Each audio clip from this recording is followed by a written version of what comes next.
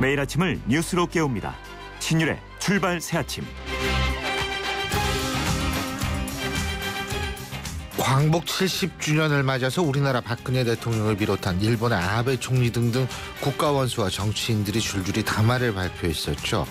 일본의 아베 총리, 담화 곳곳에서는 중국을 배려하는 언급을 했지만 우리를 향한 메시지는 지극히 미약했습니다. 한마디로 일본 식민 지배와 군국주의의 피해는 우리와 중국 모두 당했음에도 불구하고 우리보다는 중국을 차별적으로 배려한 건데요.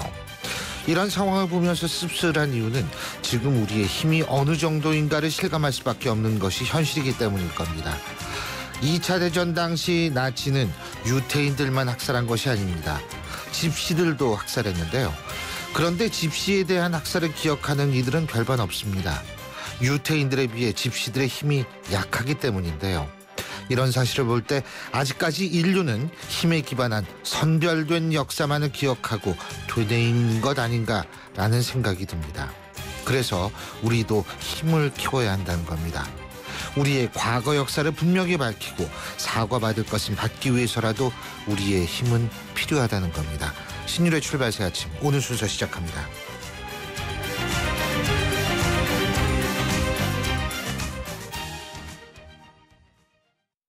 아빠, 우리 경포해수욕장 가자. 근데 엄마는 하늘목장 가고 싶대. 그건 난 모르겠고 용평 리조트 가자. 워터파크도 가야 되고 관광 곤돌라도 타고 싶은데. 그건 난 모르겠고 용평 리조트 가자니까. 바쁜 아빠를 위해 용평 리조트가 통으로 다 준비했습니다.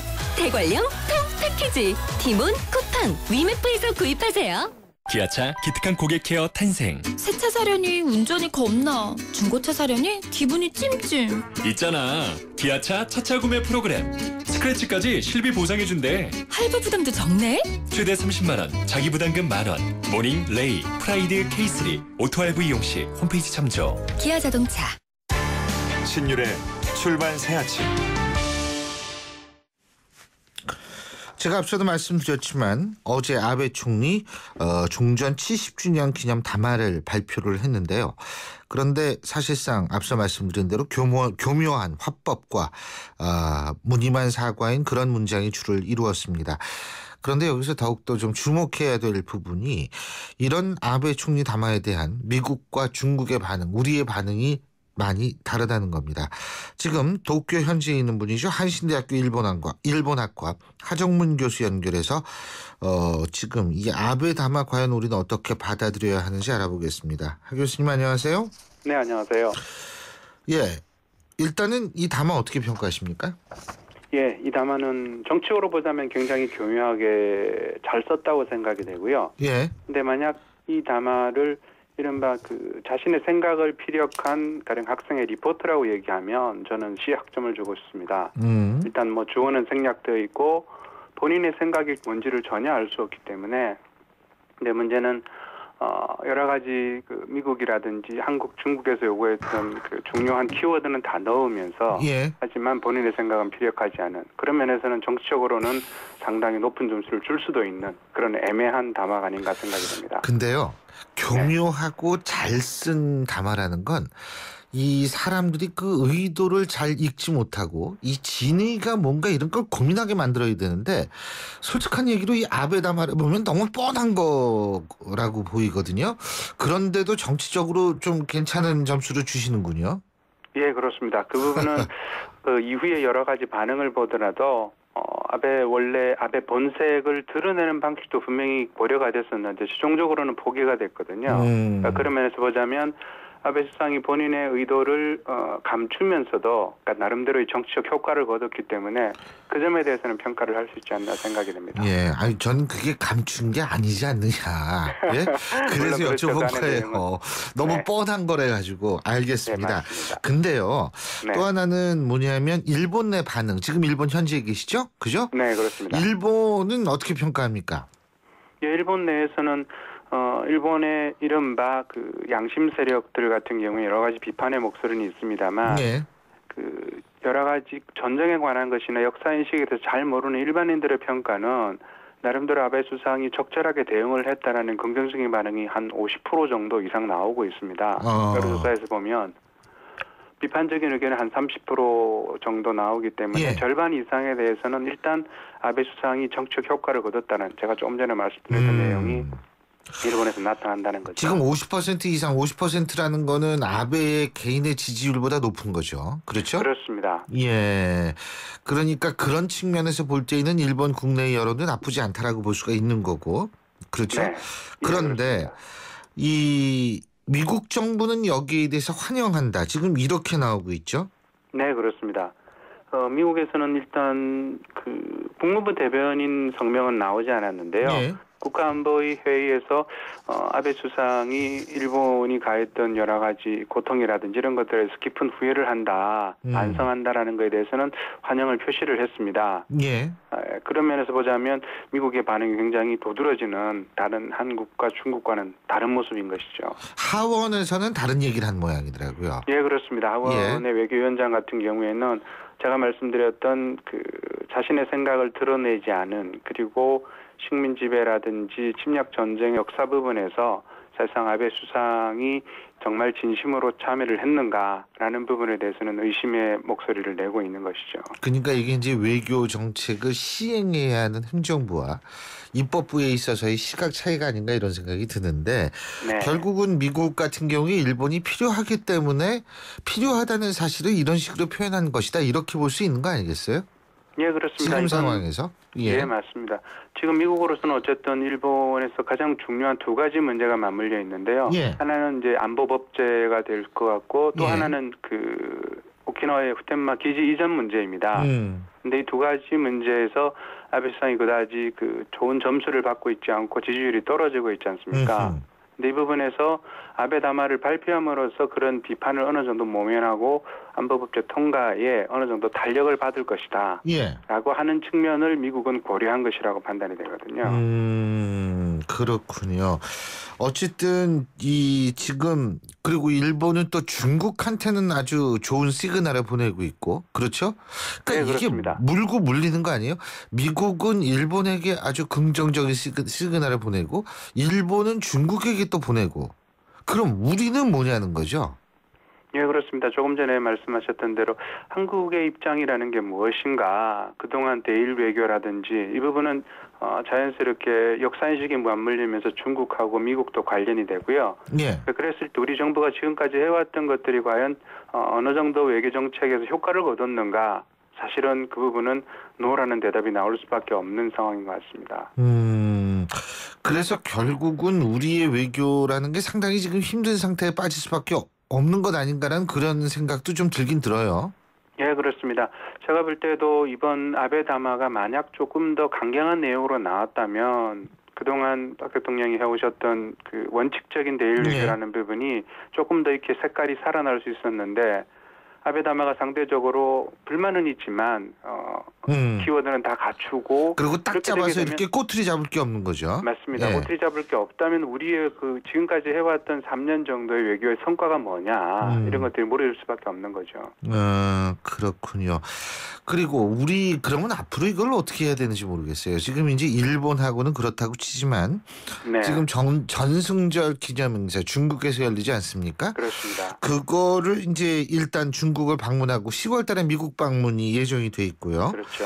그리고 11월 달인가요? 한중일 정상회담 또 우리가 또 예, 한다면 이제 우리가 좀 노력을 해서 성사시키려고 하는 것 같은데 네. 이 세 가지의 행보가 우리의 외교적 입지를 강화시킬 수 있다라고 보십니까? 저는 박 대통령 개인의 생각, 지금까지 해왔던 모습을 본다면 예. 조금 더 대일 관계에 대해서 전략적인 접근을 하실 수 있다면 저는 아직 여지는 남아있다고 생각은 됩니다. 예. 가령 위안부 문제 해결을 일단은 입구로 본다면 그 문제에서 해결은 앞으로의 기간 동안에 불가능할 것 같고요. 예. 그렇지 않고 대일 관계를 조금 더 장기적으로 풀어나가겠다. 일종의 한국 국내의 국민 정서가 조금은 용인하지 않더라도 그런 부분을 감수하고서라도 외교적으로 성과를 거두겠다고 한다면 여전히 기회는 남아있다고 생각이 되는데요. 예. 저는 가능성은 그렇게 높지 않지 않을까. 조금은 껄끄러운 느낌으로 계속 이어질 것 같은 게 제 개인적인 예상입니다. 예.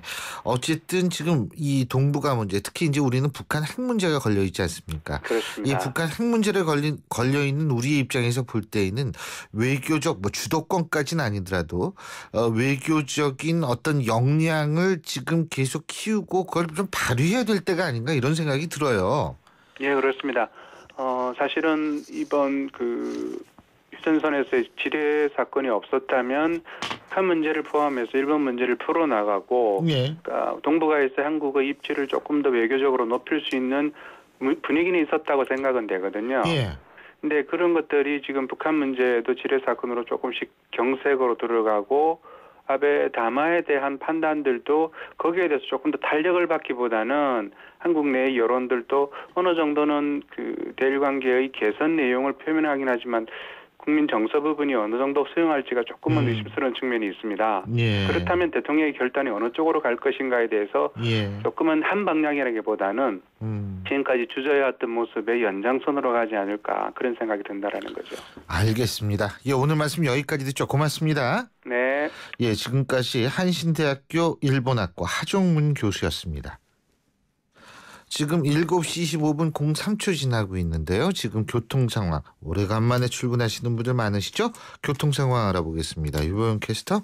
네, 출발새 아침 교통정보입니다. 사고 구간 주의하셔야겠는데요. 올림픽대로 하남 쪽으로 한강대교를 조금 못 미친 곳에 사고가 났습니다. 때문에 행주대교부터 정체를 빚고 있고요. 이후로는 한강대교에서 반포대교 구간, 성수대교에서 영동대교 구간 서행으로 지나고 있습니다. 국회대로에서 여의도 방면으로 이동하는 길 신월나들목부터 영등포 전화구까지 차간 거리가 좁혀져 있고요. 경인도가 시티월드에서 고척교, 신도림 디큐브시티에서 영등포역까지 더딘 흐름 보이고 있습니다. 분당 내곡간 고속화도로 성남 시흥동 사거리에서 내곡나들목까지 어렵고요. 용인 서울간 고속도로도 심곡터널에서 헐릉나들목까지 더딘 흐름 보이고 있습니다. 종로는 도심 쪽으로 용두동 사거리에서 동대문역까지 밀리고 있습니다. 출발새 아침 교통정보 유보연이었습니다. CEO 금난세입니다. 꿈꾸는 젊음은 아름답고 도전하는 열정은 성공을 부릅니다. 파이팅 하세요. 그리고 여러분의 미래를 기록하세요. 성공을 위한 CEO 금난세 씨의 노력은 매일매일 양지 다이어리와 함께합니다. 나의 역사 속엔 언제나 양지 다이어리. 도시의 여러분, 저 김연아는 평창에 있습니다. 맑고 깨끗한 강원 평창수와 함께요. 해발 680m, 평창의 깨끗함을 담은 강원 평창수로 오늘도 힘내세요. 평창 동계올림픽 공식 먹는 샘물 강원 평창수. 연아랑 마셔요. 신율의 출발새 아침 1부 순서는 여기서 줄입니다. 잠시 뒤 2부에서 뵙죠.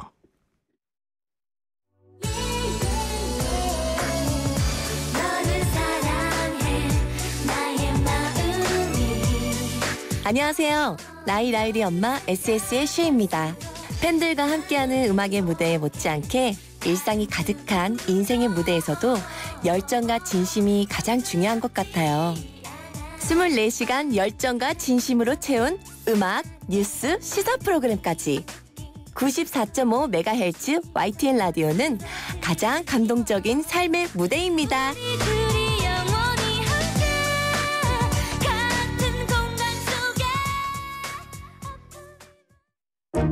소통의 아침을 여는 공정한 목소리 신율의 출발 새 아침. 신율의 출발새 아침 2부 순서 광고 듣고 시작합니다. 첫 만남부터 두근거렸죠. 운명이다 느껴질 만큼.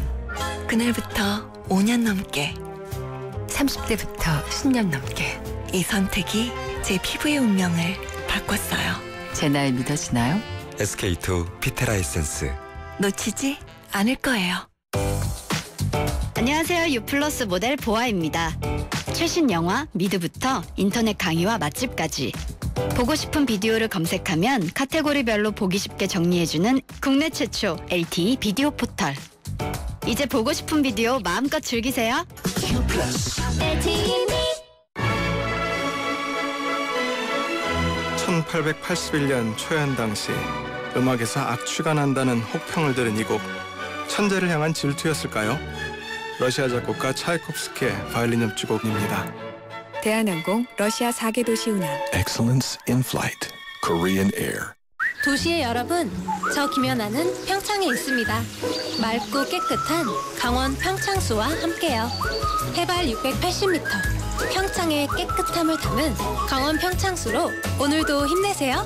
평창 동계올림픽 공식 먹는 샘물 강원 평창수. 연아랑 마셔요. 신일의 출발 새 아침.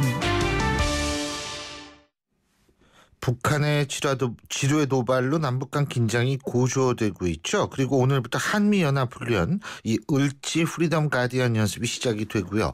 그렇기 때문에 한반도로 둘러싼 긴장은 더욱더 더해질 것 같습니다. 그런데 물론 박근혜 대통령도 광복절 경축사를 통해서 응징 대화라는 투트랙 원칙을 알렸고요. 또 문재인 대표는 남북대화 협력에 방점을 두면서 국민소득 5만 불을 얘기를 했습니다. 그래서 어쨌든 이런 남북관계 어떻게 바라봐야 하고 어제 문재인 대표의 기자회견 어떻게 생각해야 하는지 새정치민주연합 박지원 의원 연결해서 의견 들어보겠습니다. 박 의원님 안녕하십니까? 네, 안녕하세요. 박지원입니다. 예, 광복절 어떻게 3연휴 잘 보내셨어요? 네, 지역구에서 열심히. 지역구에 계셨구나. 아유, 국회의원분들은 물론 참. 예. 저는 뭐 독립유공자의 후손이기 때문에 8.15 경축사 이것저것 다 참여하면서 그러시군요. 경건하게 보냈습니다. 자, 그러면은 여쭤볼 게 하도 많아서 누구부터 여쭤봐야 될지 모르겠는데 아베 얘기부터 해볼까요? 아베의 진정성은 뭐 누구든 다 의심이 된다라고 얘기를 하는데 중요한 것은 박근혜 대통령의 담화, 여기에서의 아베 일본에 대한 어쩐 나름대로의 메시지를 담았는데요. 이게 이제 일본 언론이나 일본에서는 그래도 관계 개선 의지다 이렇게 얘기를 하고 있는 모양이에요. 어떻게 보십니까 이런 부분? 우선 먼저 아베 예. 참으로 파렴치한 그러한 성명을 발표했습니다. 예. 왜 아베만 사과를 하지 않는지 참으로 이해할 수가 없고요. 예. 아베의 담화는 아시아에는 물론 세계인을 실망시켰는데 예. 이례적으로 미국에서는 호의적인 평가를 했더라고요. 글쎄요. 어떻게 됐든 아베는 직접적 사과 없이 역대 내각이 사과했다는 3인칭 유체 이탈 사과라는 희한한 사죄를 했습니다. 그러나 박근혜 대통령께서는 일본에는 과거보다 미래에 방점을 찍고 경축사를 발표하셨는데 네. 마찬가지로 북한 문제에 대해서도 대립보다는 대화를 택했습니다. 예. 그래서 해법이 없는 그러한 경축사를 발표한 것에 대해서 조금 실망스럽습니다. 자, 경축사 얘기 나왔으니까 제가 여쭤보는데 문재인 대표도 경축사가 아니죠. 그거는 기자회견이죠. 기자회견을 했죠. 네, 기자회견을 했는데 일단은요. 제가 여쭤보고 싶은 것이 이게 당대표로서 기자회견을 한 겁니까? 대선 후보로서 기자회견을 한 겁니까? 뭐 두 가지 다 볼 수가 있겠죠. 두 가지 다. 야당 대표로서는 예. 5.24 조치 해제 요구나 금강산 개성 관광의 재개 등 우리가 늘 우리 당에서 주장하던 문제를 다시 반복하면서 어떻게 됐든 북한과의 관계 개선을 통해서 경제 발전을 이루자. 저도 늘 박근혜 대통령의 창조 경제는 북한에서 찾아야 된다라고 강조했기 때문에 예. 저는 의미 있는 그런 정책의 대안이라고 생각합니다. 예, 의미 있는 대안이다라고 말씀하셨는데 지금 반복이라는 용어도 쓰셨거든요. 그렇다면은 그거는 새로운 것이 없다라는 것으로 들리지 않나요? 그렇지 않죠. 지금 현재 5.24 조치나 금강산 개성 관광은 중단된 상태이기 때문에 예. 반드시 반복적으로 계속 정부에 촉구하는 것은 좋은 일 아니에요? 예. 그 반복이라는 의미가 새로운 것이 없다라는 것보다는 없다. 저는 그렇게 생각합니다. 알겠습니다. 그런데요, 또 일부에서는 이것이 당대표로서의 어떤 기자회견이면 모르겠는데 대선 후보로서의 기자회견이라는 뉘앙스까지 풍긴다라는 것은 불공정 게임이다라는 그런 비판도 있는 모양이에요. 여기에 대해서는 어떻게 보십니까? 그러한 문제에 대해서는 저도 당대표에 전념하셔야지 대권 후보로 전념을 하게 되면은 당내 협력을 받을 수가 없다 하는 것이 제가 지난 2월 당대표 경선 때부터 지금까지 주장하는 내용입니다. 그렇지만 이번 성명은 당대표로서도 물론 대권 후보를 의식할 수 있겠지만은 당연히 할 얘기를 했다. 저는 그렇게 긍정적으로 평가를 합니다. 아하. 그리고 또 한 가지는 뭐냐면 이 문재인 대표의 기자회견이라는 것이 사실 그 14일 날이죠. 14일이었죠.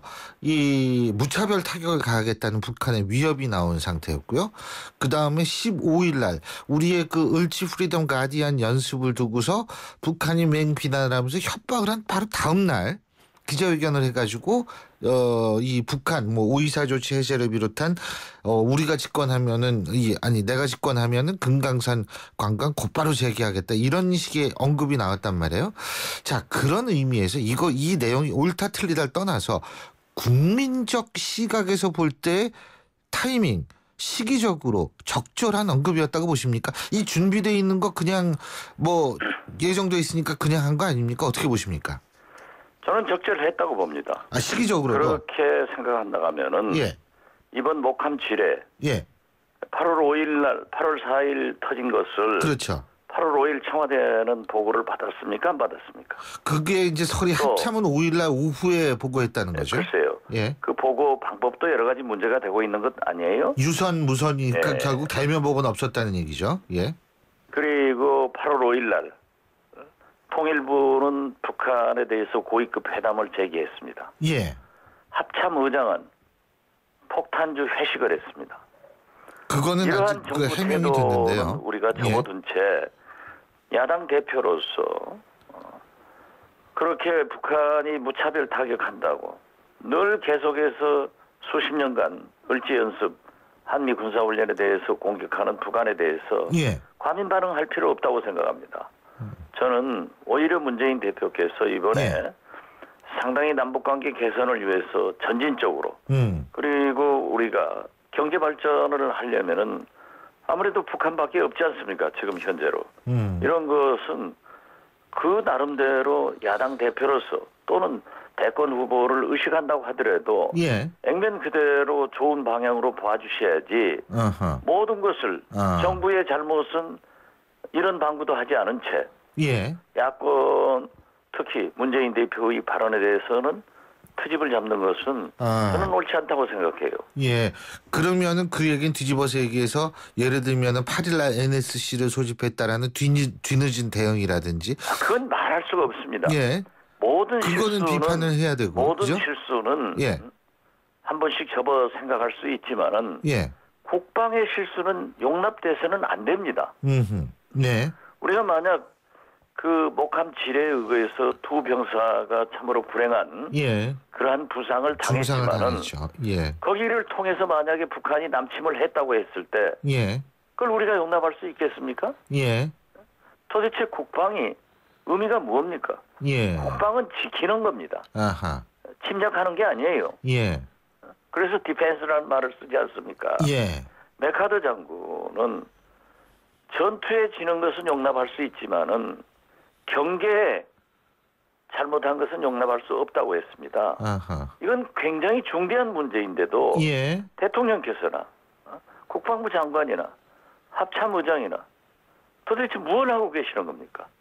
청와대 NSC는 뭘 합니까? 안보실장은 뭘 합니까? 우리가 늘 이렇게 국방에 대해서 아무 일도 없었던 것처럼 넘어가고 그렇기 때문에 이런 실수가 잘못이 자꾸 반복되는데 알겠습니다. 야당에서도 우리 군우 사기를 위해서 모든 것을 협력할 만큼 했습니다. 그렇지만 이번만은 그건 문제되는 거 아니에요? 근데요, 제가 볼 때에는 이게 매번 반복되는 공통점이 하나 있는 게 일만 터지면 컨트롤 타워가 어딨냐. 컨트롤 타워라는 단어가 계속 반복해서 나온다는 것. 이 부분은 누구든 지적하는 거거든요. 그러니까 세월호 때 그리고 메르스 사태 때 그리고 이번 이렇게까지 컨트롤 타워 문제는 계속 제기가 되거든요. 근데 제기가 된다는 건 제 역할을 못한다라는 건데 종류가 달라서 그렇지. 이런 게 왜 반복이 될까요? 이게 왜 반복이 될까요? 그만큼 컨트롤 타워에 있는 지도자들이 대통령이 잘못하고 있으니까 이런 것이 반복되고 있는 것 아니에요. 지금 말씀하시지 않습니까? 세월호 때, 메르스 때. 언제까지 우리는 이러한 것을 보고도 묵인하고 있어야 됩니까? 그래서 저는 박근혜 대통령께서 일벌백계 신상필벌의 원칙을 세워가지고 군의 기강과 군기를 확실하게 잡는 계기를 만들어서 다시는 이런 일이 반복되지 않도록 해야지 확성기 틀고 삐라 풀어가지고 또 북한에서는 박근혜 대통령 얼굴에다 총격가하고 이런 일만 계속하고 있으면 국민난 불화가나고 우리 한반도가 결국 전쟁의 위기에서 경제적으로 발전할 수 있겠습니까? 예. 그렇기 때문에 문재인 대표께서 그러한 저는 볼 때 굉장히 반복적이지만은 건설적인 그런 제안을 했다. 이렇게 생각합니다. 알겠습니다. 자, 지금 문재인 대표 얘기가 계속 나왔는데 일단은 말이에요. 제가 좀 여쭤보고 싶은 것이 대구에서 지금 출마하겠죠, 당연히. 김부겸 전 의원이요. 그죠? 근데 유승민 의원도 만났다고 하고 또 상가집에서는 박상청 고문의 상가집에서는 손학규 대표까지 전 대표까지 다 만났지 않습니까? 그래서 자꾸 이제 세간에서 나오는 게 제3지대 중도신당, 무소속 연대 하여간 이런 얘기들이 많이 나오는데 실제로 이렇게 되면 좀 파괴력이 있지 않을까요? 어떻게 보십니까? 글쎄요, 정치는 생물이고 박상천 대표 상가에 가서는 저도 여러 사람 만났어요. 그러나 강진 토굴에서 생활하는 손학규 대표로서는 박상천 대표와 공동대표를 하신 그런 관계고 그래서 아마 나오셔서 되게 상가에 가면서 누가 약속 정하고 가는 건 아니잖아요. 그렇죠. 거기에서 조우를 해서 아무래도 정치인들이 만났기 때문에 정치 얘기를 했고 손학규 대표는 굉장히 그 대화에서 참가하지 않으려고 노력했다고 들었습니다. 저도 대구에서 김부겸 전 의원과 유승민 의원이 만났다고 하는 것을 보고 여러 가지 생각을 했는데요. 지금 대구에 그래도 야당의 깃발을 들고 지난 대구시장 선거에서 특히 약 47% 득표를 한 김부겸 의원을 보고 거기에 이제 김문수 지사가 깃발을 뽑게 되니까 여러 가지 우려하는 바도 있고 또 새누리당으로서는 기대하는 바도 있겠죠. 그러나 유승민 전 대표와 만났다고 하는 것은 그 의미 그 자체가 굉장히 시사하는 바가 크다. 그렇지만 앞으로 어떻게 전개될지는 저 자신도 예측 불허합니다. 아니 박 대표님도 저 문재인 대표 호남 의원 만날 때 나가셨어요? 안 나가셨죠 그때? 저는 참 언론이란 게 그렇게 무서운데요. 제 지역구가 있는 목포 문화방송 MBC 48주년 톡쇼가 있었습니다. 그래서 거기에 사전에 참여 약속이 됐기 때문에 만약 그러한 행사가 아니었으면 연기를 하든지 취소를 하고 참가를 해야죠. 그렇지만 못했어요.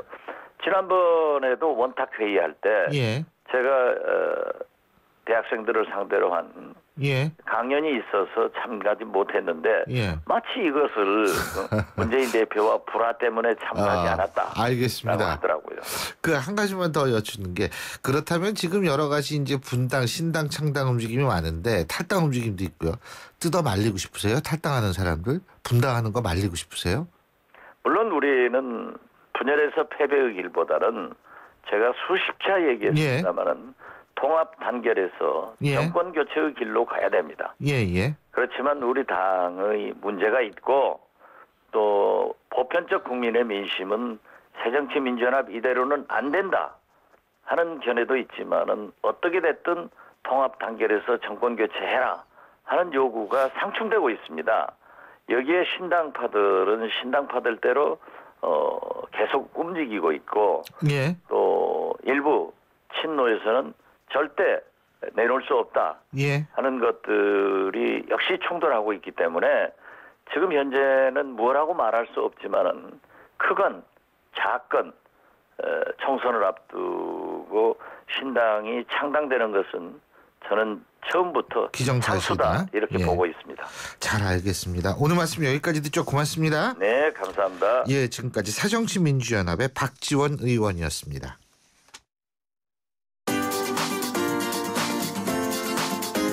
YTN 뉴스 FM 신율의 출발 새 아침 댓글로 보는 뉴스.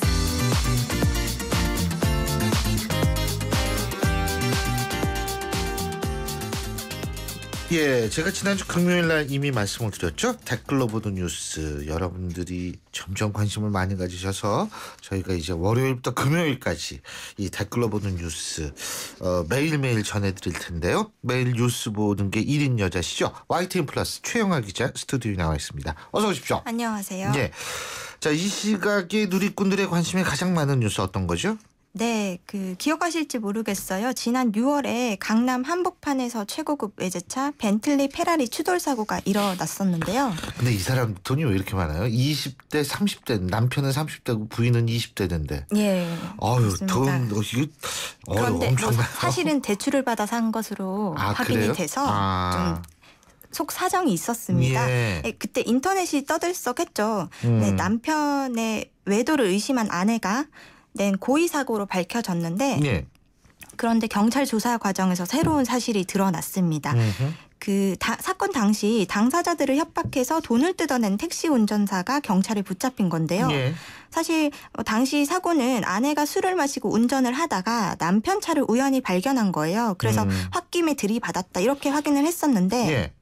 그 앞에 택시 운전사가 있었습니다. 예. 김 씨는 이 사고에서 연쇄 추돌 사고를 당한 택시 운전사였는데요. 그 현장에서 두 사람이 부부 사이고 아내가 남편의 외도를 의심해서 사고를 냈다. 이런 사실을 알게 된 거예요.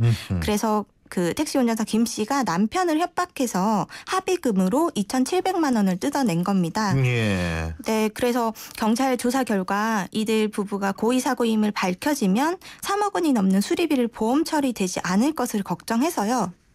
김 씨에게 돈을 건넨 것으로 확인이 됐는데 예. 결과적으로 김 씨에 대해서는 공갈 혐의로 구속영장을 신청했고 예. 부인 이 씨를 폭력행위 등의 처벌에 관한 법률로 불구속 입건했습니다. 이게 반응을 보니까 예. 술 깨니까 보험료 생각이 났나 보네. 수억 원 보험료 엉뚱한 데 들어갈 뻔했다. 예. 사랑과 전쟁을 이런 식으로 찍나 씁쓸하다. 이런 반응이 있었습니다. 그렇죠. 근데 이 두 사람 차요. 신차 가격으로 하면 8억 정도 될 거요? 네. 8억 될 거예요. 슈퍼카로 불리는 예. 차죠. 네. 그 정도 되면은 글쎄 내 집은 있으니까 이제 대출 받아서 샀나? 이해를 못하겠어요. 그리고 다음 뉴스 어떤 거죠? 네, 점점 혼자 사는 가구가 늘고 있습니다. 예. 올해 사상 처음으로 500만 가구를 돌파할 전망인데요. 2000년 226만 명에서 2015년 올해는 506만 명으로 급증했습니다. 예. 지금 추세대로라면 20년 뒤에는 세 집 가운데 한 집이 싱글족이 되는 건데요. 최근 보고서에 따르면 60대 이상의 고령층과 미혼과 이혼으로 인한 싱글족이 늘고 있습니다. 그런데 특히 60대 이상은 일자리와 소득이 불안하고요. 20대는 주거비 부담이 큰 것이 가장 큰 문제로 나타났어요. 특히 20대, 30대 젊은 층 1인 가구의 경우 주거 불안은 너무 심각한 상태여서 전월세 의존도도 높고요. 집 구하기 너무 힘들다 이런 지금 반응이 나오고 있는데 이 기사에 대해서도 월세 내면 월급이 없다. 결혼 안 하는 게 아니라 못 하는 거다. 결혼이 뭔가 막막하다. 월세 내고 세금 내려고 돈 버는 것 같다. 이런 좀 부정적인 반응 많았습니다. 그리고 이 결혼해서 애 낳는 거 있잖아요. 네. 애들 키우는 것도 지금 장난 아니에요. 그런 것도 우리가 다 생각을 해볼 수밖에 없는 것이 지금 현실이라는 거죠. 네, 그렇습니다. 예, 다음 뉴스 어떤 겁니까? 네, 무궁화가 혹시 법률상 국화가 아니라는 사실을 알고 계시는지요? 그래요? 예. 이 사실 잘 알려지지 않았는데 우리 주변에서 요즘에는 무궁화 찾아보기 좀 쉽지 않습니다. 전국적으로 새로 심는 무궁화도 감소하는 추세인데요. 지난 2009년 새로 심은 무궁화는 32만 그루에 달했지만 예. 지난해에는 19만 그루로 40%나 줄었습니다. 네, 지금 현재 무궁화는 국기인 태극기와 달리 국화로서 법률적 뒷받침이 없는 상태인데요. 네. 16대와 18대에 이어서 이번 19대 국회에서도 무궁화를 국화로 관리하는 관련 법률이 발의됐지만 본격적인 논의는 미뤄지고 있습니다. 일제 강점기에도 꽃말처럼 끈기로 민족혼을 일깨워온 무궁화인데요. 광복 70주년을 맞아서 나라꽃 무궁화에 대한 관심과 의미를 되새겨야 한다는 목소리가 높아지고 있습니다. 이 내용에 대해서도 어릴 때는 동네에서 많이 봤는데 요즘은 사실 찾아보기 힘들다. 토종 무궁화를 알고 널리 심어서 지켜나갔으면 좋겠다. 예. 그리고 법제화가 되어서 나라꽃에 대한 관리가 정말 필요할 때다. 이런 내용이 많았습니다. 그렇군요. 예. 자, 오늘 소식은 여기까지 듣죠. 오늘 말씀 잘 들었습니다. 고맙습니다. 고맙습니다. 예, 지금까지 YTN 플러스의 최영아 기자였습니다.